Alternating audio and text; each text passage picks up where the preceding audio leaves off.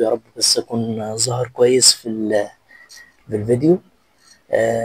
حاولت على قد ما أقدر إن أنا ما أتأخرش والله العظيم في السلسلة دي اللي هي بتاعت أرح قلبك، ولكن الظروف خارج عن إرادتي والله، إنه الشغل ومشاكل حصلت وابتلاءات وكده، وموعود أنا بكل سلسلة أو كل فيديوهات عاوز أقدمها بيحصل معايا الحاجات دي، وعاوز تتكلم فيه النهاردة يمكن أنا قاعد.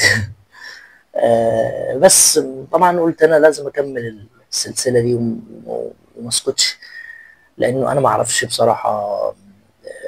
لو قعدت اكتر من كده الموضوع ده هيبقى معايا ازاي؟ انا ما اعرفش الصراحه لو قعدت اكتر من كده الموضوع ده هيبقى ازاي، ولكن دايما انا مؤمن بانه انت اعمل الحاجه اللي انت شايف ان هي قليله، بس اعملها افضل من عدمه الصراحه. يعني دايما انا بقول فيديوهاتي مش بالجودة المطلوبة اللي الناس بتتمناها،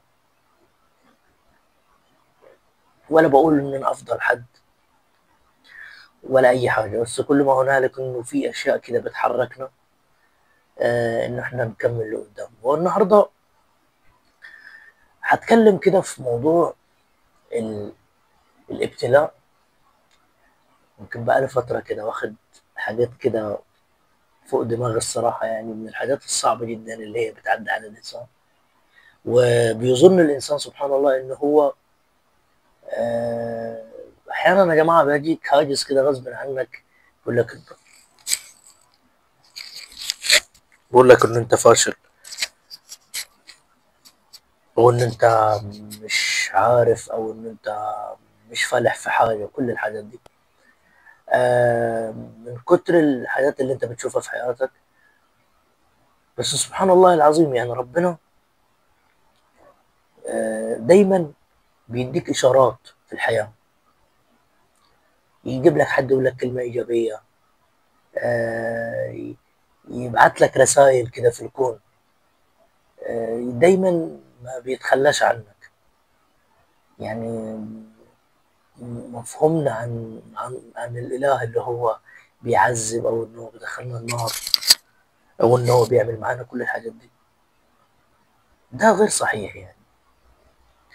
آه، ربنا سبحانه وتعالى، يعني انا يمكن الايام اللي فاتت دي الصراحه حصلت معايا مشاكل كتيره جدا، يعني لدرجه ان انا كنت مثلا اتصل بناس ما حدش بيسال فيا.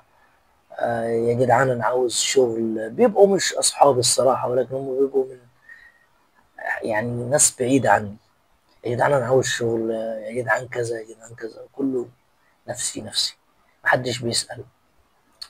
آه بجد يعني قعدت كده مع نفسي،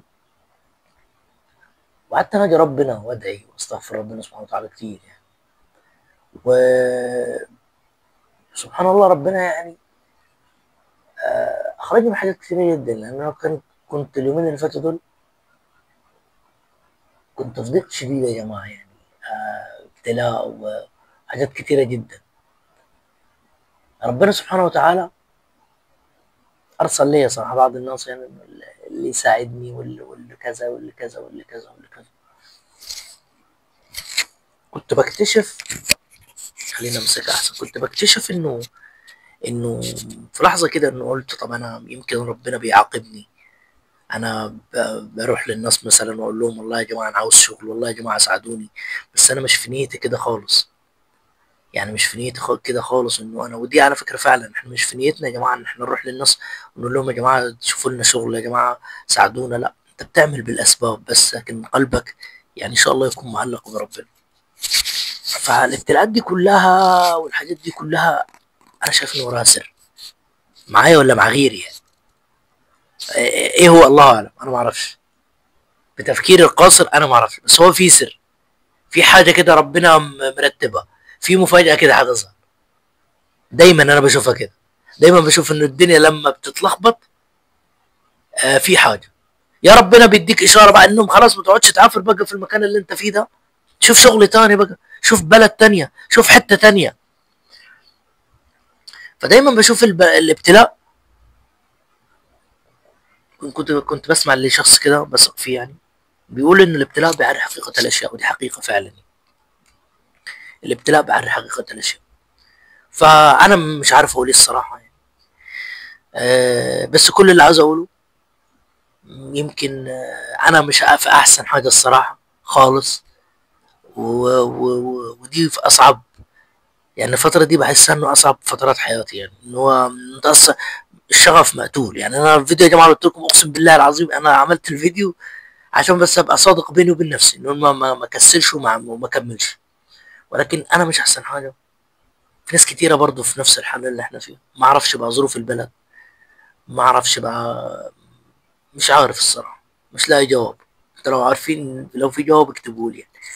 بس اللي انا عايز اقوله انه دايما اعرف ان ربنا موجود. يعني انا دايما ربنا موجود، ربنا مطلع، ربنا عارف. جات بيجيك لحظه من الياس انا معاك، بيجيك لحظه من الحزن انا معاك، بيجيك لحظه من انت مش عايز تشتغل انا معاك، بيجيك لحظه من فقدان في الثقه انا معاك. بس اللي يطمنك يا حبيبي ان ربنا موجود. بجد نعمه الله سبحانه وتعالى دي في الوجود دي اعظم نعمه، انه معانا بمعيته يعني سبحانه. بس كده اشوفكم على خير، السلام عليكم.